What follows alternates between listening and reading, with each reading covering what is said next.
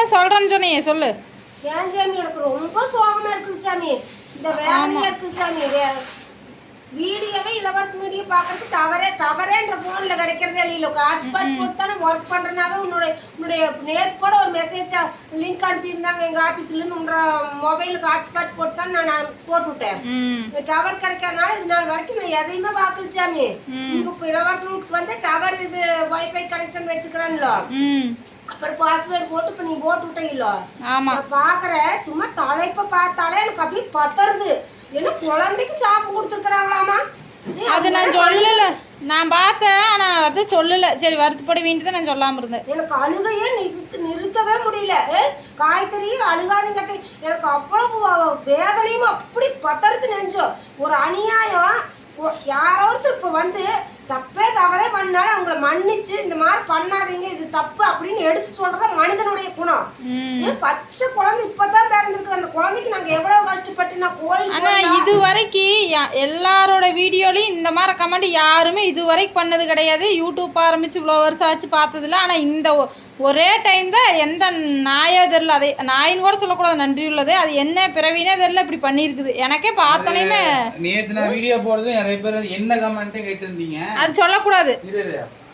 இது வேற என்னமோ செத்து போயிருந்து பேசிக்கிறாங்க. அதுதான் வேற அவங்க. நீங்க ஏதாவது டபுள் மீனிங்கா நினைச்சுக்காதீங்க. செத்து போயிருந்து பேசுங்க. எனக்கு அந்த வார்த்தையை நம்ம சொல்றக்கே மனசு வரல. அந்த மாதிரி அனுப்பியிருந்தாங்க அந்த குழந்தைய சில்லறையோ பாவிகள. அவன் உண்மையாலுமே அது யார் அனுப்பினாலும் சரி, நான் வணங்க குலக்கடவுள் கருச்சாமி கடுமையான தண்டனை கொடுக்கணும். ஏன்னா இந்த மாதிரி அனுப்பினா கமெண்ட் படிக்கவே இல்லை. மேல அதை சொல்லவே வேணான்னு அதுதான் நான் சொன்னேன். அதுக்கு நினைச்சாவே நான் எனக்கே அழுகையே வந்துருச்சு. அழுதுட்டு இருந்த சத்தி வந்து என்னாச்சு, இந்த மாதிரி குழந்தைய அனுப்பிச்சு வச்சிருக்கிறாங்க அப்படின்னா, ஐயோ அவங்க அப்பாவே பிடிச்சி கண்டபடி திட்டிட்டு இருந்துச்சு. குழந்தைய போய் அனுப்பி வச்சிருக்கிறானுங்க. உங்க அண்ணா அண்ணி அனுப்பியிருந்தா கூட நாம சரி பொறாமையில பேசுறாங்க. அதைத்தான் சொல்றேன், நானுமே சொன்னேன். அது அவையிலுமே அந்த வார்த்தையை சொல்லக்கூடாது. இருந்தாலும் நம்மளை அனுப்புனா கூட நாம் சரி அனுப்புறாங்க, எப்போ எத்தனை டைம் அனுப்பிக்கிறானுங்க, சரி போய் தொலைன்ட்டு விட்டுறோம் நம்ம. ஆனா குழந்தை அனுப்புனது எனக்கு யாருமே இப்படி பண்ண மாட்டாங்க. ஆனா என்ன பிறகு பண்ணிக்கிறாங்க. நினைக்குங்க தனக்குன்னு முற்பகல் செய்யும் பிற்பகல் விளையும்னே. அது நானா இருந்தாலும் சரி யாரா இருந்தாலும் சரி, நீ நினைச்சது உனக்கே கண்டிப்பா வரு. அது யாரா இருந்தாலும் சரி. நான் கமெண்ட் பதிலே சொல்ல மாட்டேன். எங்க இளவரசங்கிட்ட கூட சொல்லுவேன். ஆனா அது எத்தனையோ பேர் வந்து 5 விரலும் கரெக்டா இருக்குதாடா. எத்தனையோ பேர் நல்லவங்களும் இருப்பாங்க, கெட்டவங்களும் இருப்பாங்க. நல்லவங்களும் மட்டும் அவங்க சொன்னது மட்டும் நீ மனசுக்குள்ள வச்சுக்கோ. அந்த பேர் கமெண்ட் நீ ஒரு படிக்கவே வேண்டாம், படிக்கவே வேண்டாம்டா, விட்டுடா அப்படின்னு நான் எத்தனையோ தடவை சொல்லிக்கிறேன். கமெண்ட் பதில் சொல்ல வேண்டாம் நான். ஆனா இன்னைக்கு என்னாலேயே தாப்பிடிக்கவே முடியல.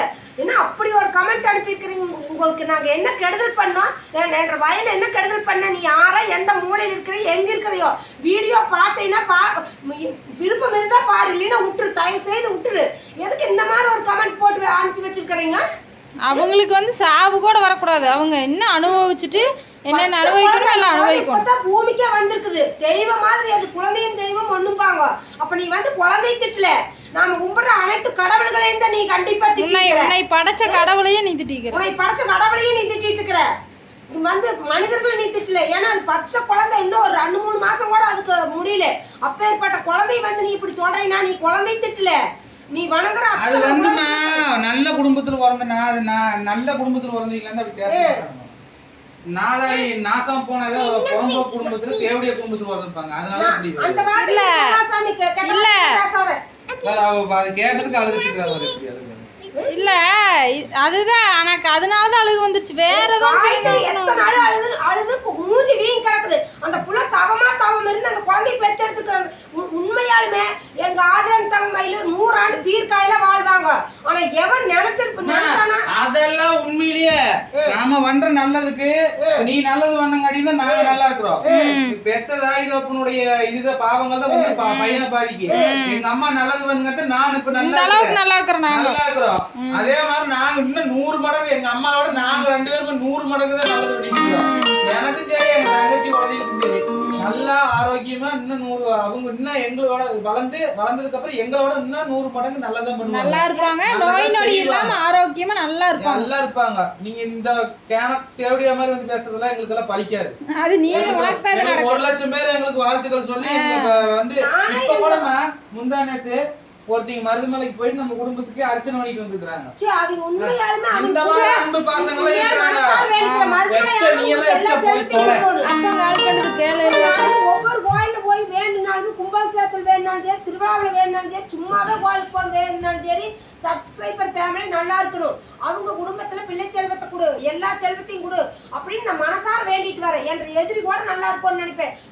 எங்க ஊருக்குள்ள எனக்கு எதிரி இருந்தாலுமே அவங்களும் நல்லா இருக்கும்னு தான் நான் நினைப்பேன். இல்ல தைரியமா நீ கமெண்ட் பண்ணாலு இவ்வளோ தைரியமா டைப் பண்ணி கை வருதுல உனக்கு அந்த அளவுக்கு, நீ அட்ரஸையும் போட்டுவிடு, வேற ஐடி கூட ஓபன் பண்ணி அட்ரஸ் போட்டுவிடு, அப்புறம் பார்க்கலாம் யார் என்ன யாருக்கு என்ன ஆகுதுன்னு அப்புறம் அந்த வாராகியமே வேறன்றது அழைக்குமே இருக்குது. வாராகியமே எதிரிகளை அழிக்கக்கூடிய சக்தி படைச்ச அந்த அம்மனை போய் பார்த்து எந்த ஆகாவளி அடிச்சு வேற ஏதாவது நீ எங்களை திட்டினா கூட நான் நல்லா பெருசா எடுத்துக்க மாட்டேன். குழந்தை போய் நீ பேசிக்கிறீங்க, அப்ப இதை விட ஈனப்பிறவி உலகத்திலேயே இல்ல, கடவுளே வெக்கப்படு உன்னை படைச்சிட்டேன் அப்படின்னு.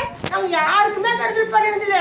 என்ற குல குழந்தை என்னுடைய செல்வத்தை இந்த மாதிரி ஒரு வார்த்தை சொல்லியிருக்கிறாங்களே, நாங்க இந்த மாதிரி ஒரு வீடியோ யூடியூப் வீடியோ ஆரம்பிக்க போட்டிருந்தா கூட நாங்க இந்த மாதிரி வார்த்தை கேட்காத இருந்திருப்போம். அதைத்தான் நான் நினைச்சேன். நேற்று ஃபுல்லா எனக்கு பழைய வீடியோவை தான் அப்லோட் பண்ணிட்டு எனக்கு இதை பத்தி கமெண்ட்ல பேசலாம்னு நினைச்சேன். ஆனா பேசுறதுக்கு எனக்கு வாய்வில்லை. சரி என்னால முடியல, என்ன பேசுறது இதெல்லாம் கம்பெனிக்கு அவனுக்கு எல்லா வேலையும் தெரியும். கம்பெனிக்கே போய் பொழைச்சிருந்தாங்க கூட கம்பெனியில் இருக்கிறவங்கள இளவரசி தேவை நல்லவர்னு சொல்லுவாங்க. இந்த மாதிரி ஒரு எங்களுக்கு இந்த மாதிரி ஒரு மனசு ஒட்டஞ்சு சுக்குறாய் போச்சு எனக்கு மனசு. அதுதான் நான் அந்த கமெண்ட் சொல்ல வேணாம்னு சொன்னேன், நான் யார்கிட்டயும் சொல்லவே இல்லை.